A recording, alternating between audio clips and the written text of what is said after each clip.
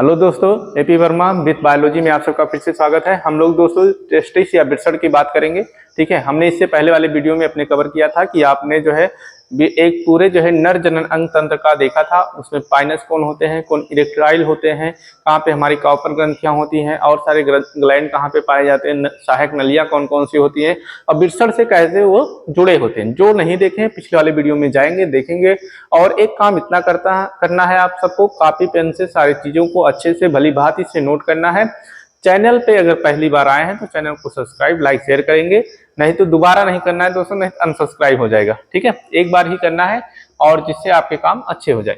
तो यहाँ पे बिरसड़ बताया गया है। तो बिरसड़ कितने होते हैं? एक जोड़ी होते हैं, एक पेयर होता है। ये शरीर से बाहर स्थित होते हैं और इनका टेम्परेचर जो है 2 से 3 डिग्री सेल्सियस कम होता है। क्यों कम होता है? ये शरीर से बाहर स्थित होते हैं। अगर शरीर का टेम्परेचर हमारे 37 डिग्री सेल्सियस है तो इनका टेम्परेचर हमारे 35 डिग्री सेल्सियस ही होगा। ठीक है, और लो टेम्परेचर के कारण इनका जो है इनके अंदर गैमीट का फॉर्मेशन होता है, युग्मक हमारे जो है क्या होते हैं, बनते हैं। ठीक है, ये बिरसड़ में होते हैं। अब बिरसड़ को अगर हम देखेंगे तो बिरसड़ हमारे कैसे बनते हैं, तो बिरसड़ इस तरह से बनते हैं दोस्तों। और ये बिरसड़ कोश जिसमें बिरसड़ हमारा रहता है उसे हम बिरसड़ कोश बोलते हैं। एक जोड़ी बिरसड़ या जिसे हम टेस्टिस बोलते हैं ये होते हैं। अब हम एक जोड़ी जो बिरसड़ होता है उसके एक बिरसड़ को लेंगे और उसे अच्छे से क्या करेंगे, पढ़ेंगे। तो आप कॉपी में सारी चीजों को भली भांति से नोट करेंगे और अच्छा काम करेंगे। तो एक बार फिर से आप देखेंगे कि बिरसड़ में एक पेयर होते हैं, शरीर से बाहर स्थित होते हैं, टेम्परेचर 2 से 3 डिग्री सेल्सियस कम होता है। ये लो टेम्परेचर पे गैमीट का फॉर्मेशन करते हैं। अगर हाई टेम्परेचर रहेगा तो गैमीट का फॉर्मेशन नहीं होगा। अगर इसके दर पे हम कहते हैं यहाँ पे लो टेम्परेचर की दर पे हाई कर दें तो हाई टेम्परेचर अगर रहेगा तो हमारे गैमीट का फॉर्मेशन नहीं हो पाएगा। हाई टेम्परेचर पे गैमीट का फॉर्मेशन नहीं होता है, वो जो है वैसे ही अपना जो है अपने मूत्र मार्ग के द्वार से या यूरिन के माध्यम से वो जो है बाहर हो जाते हैं। ठीक है, चलिए हम एक जो है एक बिरसड़ के बारे में सीखते हैं कि एक बिरसड़ हमारा क्या होता है और इसके कैसे कैसे काम होते हैं। ठीक है, तो एक बिरसड़ के बारे में पढ़ेंगे और एक बिरसड़ की संरचना को थोड़ा सा सीखने का प्रयास करेंगे। ठीक है,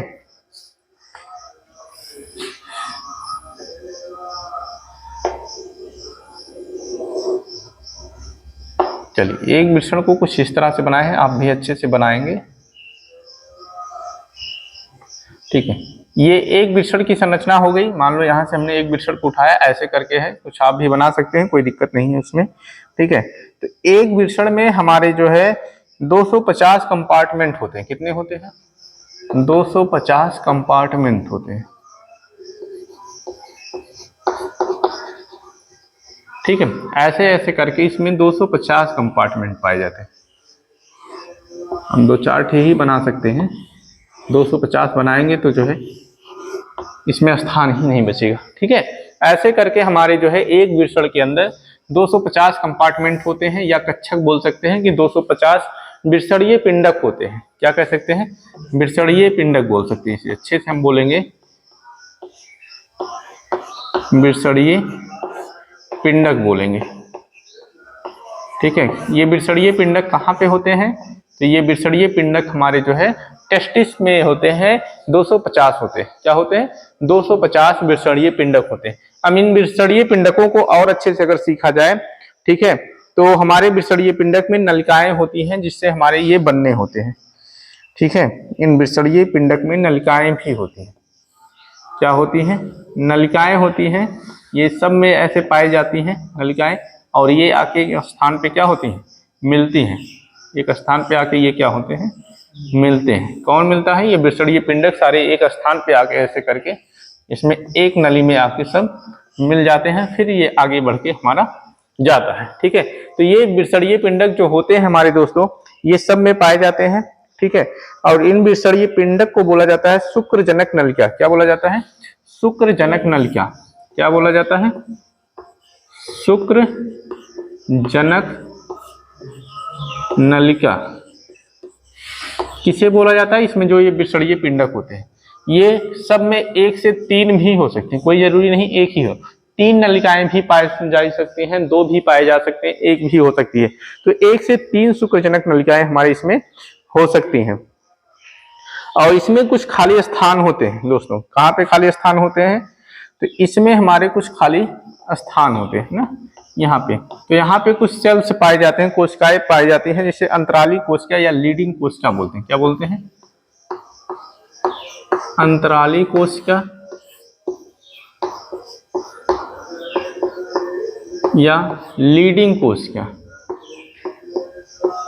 लीडिंग कोशिका, अंतराली कोशिका या लीडिंग कोशिका इसे हम बोलते हैं। किसे बोलते हैं? जहां पे ये हमारे खाली स्थान पाए जाते हैं। ठीक है, तो ये बिसड़ीय पिंडक हमारे कितने होते हैं? 250 होते हैं। इसे इंग्लिश में क्या बोलेंगे? टेस्टिकुलर लॉब्यूल बोलेंगे। क्या बोलेंगे? Testicular lobule.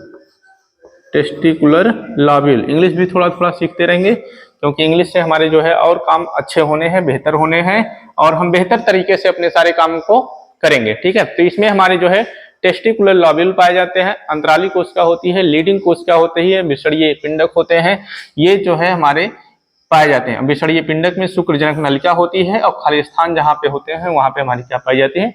अंतराली कोशिका या लीडिंग सेल्स होते हैं। तो बिसड़ीय पिंडक में खाली स्थान में अंतराली कोशिका या लीडिंग कोशिका होती है, जो नर हार्मोन उत्पन्न करता है। ठीक है, ये हमारे हार्मोन उत्पन्न करवाते हैं। कौन उत्पन्न करवाता है? ये अंतराली कोशिका या लीडिंग कोशिकाएं जो है नर हार्मोन उत्पन्न करवाती है। तो नर हार्मोन कौन होते हैं? तो टेस्टोस्टेरोन और एस्ट्रोजन, ये हमारे क्या होते हैं? नर हार्मोन होते हैं। टेस्टोस्टेरोन एंड एंड्रोजन, ये जो है हमारे क्या होते हैं? नर हार्मोन होते हैं। टेस्टोस्टेरोन और एंड्रोजन, एंड्रोजन हिंदी में लिख देंगे और अच्छा रहेगा। टेस्टोस्टेरोन, टेस्टोस्टेरोन, टेस्टोस्टेरोन और एंड्रोजन, ये हमारे क्या होते हैं? नर हार्मोन होते हैं। ठीक है, ये जब भी आपके नर हार्मोन की चर्चा होगी कि हार्मोन क्या होते हैं, तो हार्मोन में हम जो है ये लिखेंगे। कौन लिखेंगे? ये लिखेंगे नर हार्मोन में कि हमारे ये हार्मोन होते हैं। कौन कौन से होते हैं? टेस्टोस्टेरोन होते हैं और एंड्रोजन, ये नर हार्मोन होते हैं, जहां से हमारी जो है अंतराली कोशिका या लीडिंग कोशिका जो है इसे बनाती है। ठीक है, ये नर हार्मोन हमारे जो है प्रेरित करते हैं किसे बनने के लिए? स्पर्म को बनने के लिए ये प्रेरित कराते हैं। ये जाते हैं और सूचना देते हैं कि अब स्पर्म को बनाना है। कहाँ पे सूचना देते हैं? यहाँ पे अंदर की हमारे जो सेल्स होते हैं, ठीक है, या हमारी जो लीडिंग कोशिकाएं होती हैं, इन्हें बनाने के लिए जो है आगे काम बढ़ाती हैं। ठीक है, तो यहाँ पे हम इसकी नलिका में देखेंगे, नलिका के बारे में चर्चा करेंगे। जैसे हमारी शुक्रजनक नलिका है, अगर एक शुक्रजनक नलिका को निकाला जाए तो ऐसे कुछ पाइप जैसी संरचना हमें दिखाई देगी। ठीक है, और पाइप को हम ऐसे पकड़ के ऐसे करके देखें तो कुछ गोल सा ऐसे हमें दिखाई देगा। ठीक है, किसी पाइप को ऐसे देखेंगे तो ऐसे लंबा सा दिखाई देगा, और जब ऐसे करके देखेंगे तो गोल सा हमें वो दिखाई देगा पाइप। ठीक है, तो पाइप के अंदर हमें देखना है। ठीक है, और पाइप के अंदर हम देखेंगे तो सही से काम कर पाएंगे। ठीक है, तो माइक को बार बार चेक करते रहना है, क्योंकि वीडियो खराब हो जाते हैं माइक की गड़बड़ी की वजह से। ठीक है, तो छोटे छोटे काम हमें देखते रहना है, क्योंकि एडवांस टेक्नोलॉजी का यूज नहीं हो रहा है अभी। ठीक है, ठीक है, तो इसमें हमारे जो ये शुक्रजनक नलिका है, तो इसमें दो प्रकार की कोशिका पाई जाती है, शुक्रजन कोशिका और सर्टोली कोशिका। इसमें पाए जाते हैं हमारे दो प्रकार की कोशिकाएं पाई जाती हैं दोस्तों। तो हम दोनों को अलग अलग से दिखा दे रहे हैं, जिससे हमारे जो है काम सही से हो जाए। एक को हम क्रॉस से दिखा दे रहे हैं, एक को हम जो है ऐसे डॉट या जीरो से दिखा दे रहे हैं।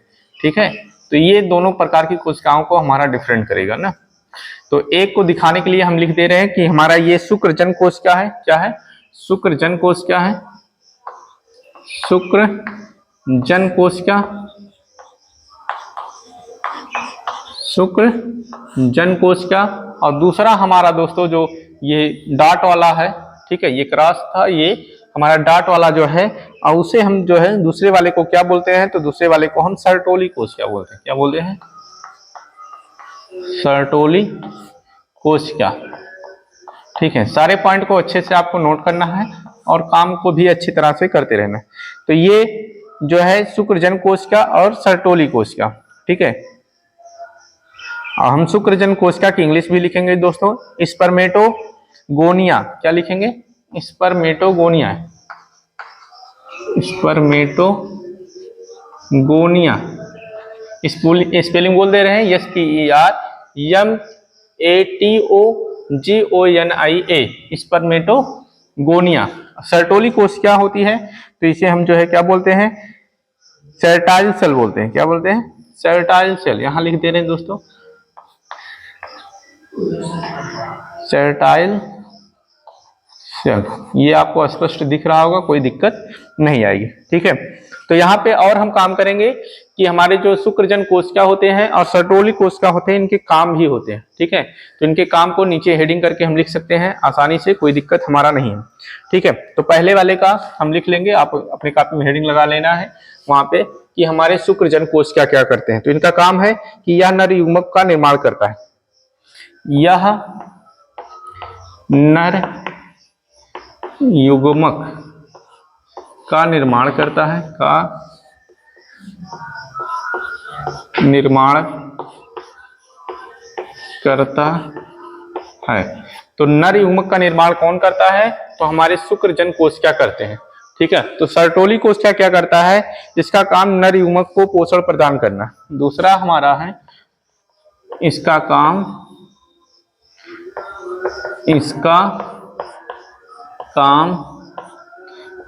नर युग्मक को पोषण प्रदान करना, नर युग्मक को पोषण प्रदान करना, को पोषण प्रदान करना। ठीक है, तो ये दोनों हमारी कोशिकाओं के जो हो गए। ठीक है, पहला हमारा जो है स्पर्मेटोगोनिया है, जिसे हम शुक्रजन कोशिका बोलते हैं। यह हमारे नर युग्मक को पोषण देता है, नहीं, नर युग्मक का निर्माण करता है। दूसरा हमारा इसका काम जो है युग्मक के क्या करना है, पोषण प्रदान करना है। तो अगर आपसे कोई पूछता है कि युग्मक का निर्माण कहाँ पे होता है, तो युग्मक के निर्माण दोस्तों हमारे कहाँ पे होते हैं, तो हमारे युग्मक के निर्माण जो इसके अंदर हमारी कोशिका या पाइप है, शुक्रजन नलिका है, ये शुक्रजन नलिका यहाँ पे बनाई गई आपकी, और शुक्रजन नलिका का जो है सेक्शन ऐसे हमें देखा गया। तो इसमें दो प्रकार के सेल्स पाए गए हमारे, पहला शुक्रजन कोशिका, ठीक है, जिसमें स्पर्मेटोगोनिया बोला गया, और दूसरा हमारा जो है सर्टोली कोशिका पाई गई। ठीक है, कहाँ पे पाई गई, इसकी पाइप के नीचे पाई गई। ये हार्मोन उसे सूचना दिए, कौन से हार्मोन सूचना दिए, टेस्टोस्टेरोन और एंड्रोजन हार्मोन उसे सूचना दिए कि जाओ भैया अब स्पर्म का निर्माण कराना है। ठीक है, तो ये जो है स्पर्म के निर्माण के लिए अब यहाँ पे आ गए और इन दोनों कोशिकाओं का आदेश हो गया। तो पहले कोशिका ने स्पर्म का निर्माण किया, कौन कोशिका ने किया, शुक्रजन कोशिका या स्पर्मेटोगोनिया। इंग्लिश भी देखते रहना है, अगर जिसे नहीं इंग्लिश लिख पाया होगा फिर से स्पेलिंग बोल दे रहे हैं, SPERMATOGONIA, स्पर्मेटोगोनिया। तो स्पर्मेटोगोनिया में यह नर युग्मक का निर्माण करता है। दूसरा इसका काम जो है नर युग्मक को पोषण प्रदान करना, कि कौन प्रदान करता है नर युग्मक को पोषण, हमारे जो है सर्टोली कोशिका जो होती है नर युग्मक को पोषण प्रदान करती है। ठीक है, और भी हमारे इसमें देखने हैं, सहायक नलिकाएं हमारी होती हैं। सहायक नलिका हमने पढ़ा था कि सहायक नलिका कौन कौन सी होती है, जो नलिकाएं हमें इसे अब यहाँ से आगे की ओर ले जाएंगे, वहां से यहाँ से आगे की ओर होते हुए घूमते घामते जो भी आता है हमारे एनस तक जब आते हैं। ठीक है, एनस तक जब ये ले आते हैं, तो एनस तक जब आते हैं ये, तो वहां पे ये अपने शुक्रजन कोशिका का जो है ये नलिकाएं वहां पे काम करती हैं, उसे हम बोलते हैं शुक्रजन नलिका या सहायक नलिका जो बोलते हैं। यही सारी सहायक नलिकाएं हैं जो हमारे जो है बिस्तर से उसे एनस तक ले आते हैं। फिर क्वाइटस के समय, प्रजनन के समय ये जो है मादा में स्पर्म चले जाते हैं। ठीक है, और जो है मादा के ओवम से मिलके नए संतान का निर्माण करेंगे। तो अभी हमारे और भी सारी चीजें हैं, सहायक नलिका कवर करने हैं, और सहायक नलिका के साथ साथ इसके जो है हमारे जो इसमें ग्रंथियां पाई जाती हैं, ग्रंथियों को भी कवर करना। फिर हम जो है मादा जनन पे चलेंगे। तो आज की वीडियो के लिए इतना ही, आगे वीडियो के लिए बने रहे चैनल पर।